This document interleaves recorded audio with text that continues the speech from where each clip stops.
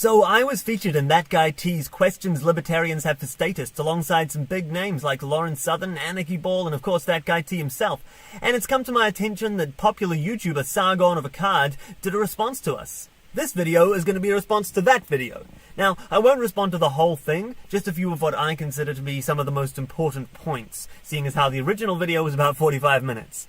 That being said, since it'll be all cut up, I suggest you go take a look at what Sargon of a Card originally said to make sure that I'm not taking him out of context or misrepresenting what he's saying.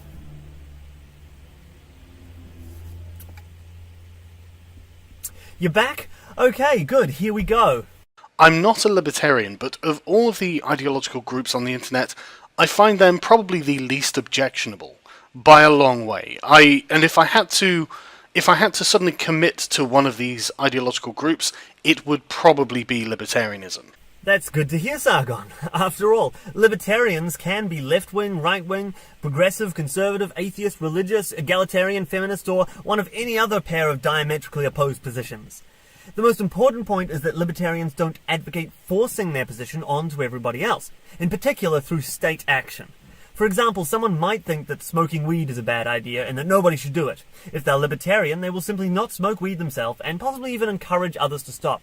If they're authoritarian, they might attempt to force everyone else to stop smoking weed, and the most common way to do this is through state action, i.e. a ban. Hence cometh the term statist. That isn't to say that no libertarian would ever support any state action, although that certainly is the case with anarcho-capitalists at the extreme end of libertarianism. It just means that libertarians acknowledge the inherent loss of liberty that comes with any state action. When the state passes a law, we lose the liberty to freely partake in that behaviour. It may be worth it, but there is a trade-off in terms of liberty. When the state collects a tax, we are deprived of the liberty to freely determine where our earnings go. It may be worth it, but there is some trade-off in terms of liberty, and so on. The statist, on the other hand, is blind to that trade-off, and so will support state actions that do more to curb liberty than to protect it. Hey, statists! Okay, so statist is definitely the first thing I want to address. There is no such thing as a statist. No one identifies as a statist. So saying, hey statists, means you're not addressing anyone. Well, I actually have heard a few people call themselves statists, but it's really only as a reactionary move after being labelled one by someone else. So you're essentially right. Nobody identifies as a statist. This means the term's useless, though, does it? Sargon, I seem to recall you were in a Questions 4 video yourself. What was that one called? Ah, yes. Questions white men have for SJWs, or social justice warriors. Interesting. Hey, let me try something. Hey, social justice warriors. Okay, so Social justice warrior. this is definitely the first thing I want to address. There is no such thing as a... Social justice warrior. No one identifies as a... Social justice warrior. So saying, hey Social justice warriors. means you're not addressing anyone. Well, I actually have heard some people identify as social justice warriors, but it's really only as a reactionary move after being labelled one by someone else. So you're essentially right. Nobody really identifies as a social justice warrior. This means the term's useless, does it? No. So, social justice warrior is a term of derision for those who have a warped conception of justice between broadly defined demographics in a society, and they value that over personal liberty. A statist is a term of derision for those who are too quick to jump to state action as their means of solving every problem, oblivious to the enormous damage they do to personal liberty. The thing is, you're not really targeting anyone with that. You're just targeting non-libertarians at large. I mean, you could be targeting communists, fascists, conservatives, liberals. Targeting communists and fascists, yes, they are both inherently authoritarian points of view, much to the chagrin of any anarcho-communists listening. But conservatives and liberals can both be libertarian provided they acknowledge the inherently unethical aspect of forcing your ideas on an entire society through state action. I find it really bizarre that a movement that is so deeply individualist would collectivize literally everyone else. Just because a libertarian acknowledges that any conception of ethics must be used for the benefit of the individual as opposed to the collective, doesn't mean that they can't use any collectivist language at any point just as a communicative crutch. And ethics must just be for the individual, by the way. Collectives are only worth caring about insofar as they benefit the individual. If I, for example, were to argue that the nuclear family should be mandated as the only acceptable family structure in our society on the grounds that this would help perpetuate that society, this would be an ethically bankrupt position, as I'm sure you'd agree, Sargon. Because who cares if it perpetuates the society if it restricts the individual's liberties? Now, someone might say that society is going to collapse if we don't enforce this mandate, and that society is necessary to protect other individual liberties that people enjoy. And in that case, it would be in some senses a valid argument. It's based on a faulty premise, as I don't think that the society would collapse in that case, but it is relating everything back to the individual, so A and B really do lead to C in that case. Now, do you notice how, in my argument, it made use of some collectivist language, but was perfectly consistent with an individualist philosophy? It even showed a possible way some collectivist actions can be justified within a individualist philosophy. This is because of the reasoning I outlined earlier, where a collective or state action can be justified as a necessary evil so long as we prove the necessary part and acknowledge the evil part. So a whiff of collectivism coming from individualists shouldn't be as shocking as you clearly find it. That is just a bizarre thing for me to see. And I don't really know how to answer. I mean, am I statist? I mean, do I think government should exist? Well, yes, I think government should exist. Am I in favour of government? Well, not really. To me, government seems to be a necessary evil to enforce the social contract. Oh. So you understand that government is a necessary evil? If a kid couldn't afford lunch because the school bullies kept taking a percentage of his allowance, you wouldn't blame the kid's parents for not giving him enough. So why is it that when people struggle financially, you blame the employer who provides them with money and not the government which is taxing them?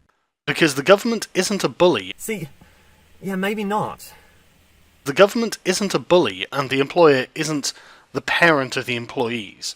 The employer will pay the employees the minimum amount they can get away with to ensure the maximising of their own profits, and the government has an obligation to the people that they tax. They aren't simply taking their money for the fun of it, so they can spend it as they want. Yes, it's not a perfect metaphor. No metaphor is. A perfect metaphor would just be saying the same thing twice, and that's not helpful to anyone. But if the bully were to take a vote from all the kids he bullied as to what to do with the money he stole, he would still be a bully. Granted, he would be the strangest bully I've ever heard of, but he would be a bully nonetheless. Now, again, I thought you understood that government action was only justifiable as a necessary evil. The government is a bully. If you want to argue that he ought to be bullying in some cases, then do that. I would. That's the necessary part of necessary evil. But to say there is no bully is to ignore the evil part of the equation. And that's exactly the kind of thinking that gets us to authoritarianism. Now, let's avoid making this thing too long and just jump to your comments on one of my questions, shall we? Left-wing statists. When you're opposing drug laws, especially weed, you argue the government shouldn't be so powerful that it can tell people what they can and can't put into their own bodies. So why, when it comes to gun laws, do you think the government should be so powerful that it can have a complete monopoly over effective force? Because a person getting high isn't the same thing as a person having a gun. One thing does not have the potential to kill me, and the other thing does. So, first of all, that's not really true, is it? Not only are drugs an obvious danger to the life of the person taking them, being mentally impaired can be a danger for those around you. You don't have to look hard to find examples of people committing crimes up to and including murder because they're on some kind of drug. However, even ignoring that, you seem to be missing my point here, which I'll chalk up to my bad on not communicating it effectively enough. The point isn't that you, as a left-winger, don't have any arguments for being more anti-gun than you are anti-drug. The point is that skepticism of government power should not be among them. Now, since your response to my other two questions will essentially warrant the same response from me, I'll instead jump to a related and particularly baffling moment in your video to finish up. I'm not really anti-gun, but then I'm not really pro-gun either, so it's a bit by the by. But yes, the state has to have a monopoly on force to be able to enforce its laws. If there were other power-wielding entities within a state that were refusing, for example, to obey the laws that were agreed upon by our democratically elected leaders, then we could find ourselves in a position where I'm having my rights violated and you are violating a law, and the government does not have the power to enforce the law over you. What if it's the government violating your rights? Look, I totally support the idea of the state having a plurality of power, but not a monopoly. If any little organization can challenge the government militarily, yes, that's a problem. But if the government has a monopoly on power, or even a majority, then we can have a situation where the majority of citizens can be oppressed by the minority if the minority gain too much influence over the government. Something you seem to understand when you say... It seems to be that there are many American libertarians who think that being able to own a gun is them challenging the government's monopoly on force. It's not. It's them being able to form a well-regulated militia to ensure the government doesn't turn into a despotic tyranny. It's not the same thing. What you're describing there, with that militia comprised of normal citizens, is a situation in which the government's power does not constitute a monopoly. Those citizens' collective power was able to overcome it, QED.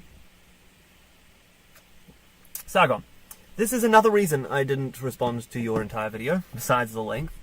You seem to be basically of a fair understanding that state action is inherently a moral negative. Even if you do believe, as I do, that it's sometimes necessary. But for whatever reason, you routinely forget that whenever you're responding to a libertarian's point. My suspicion is that you have an aversion to making a greater good argument. But the truth is, that's exactly what you need to make if you're ever to justify any state action. If you think that greater good arguments are never justified, if the ends never justify the means, then there's really only one solution left here, to be honest, fam. There's only one solution here, to be honest. Only one solution here, to be honest, fam. Only one solution, to be honest. Only one solution here, to be honest, fam. Only one solution, to be honest. Only one solution here, to be honest, fam.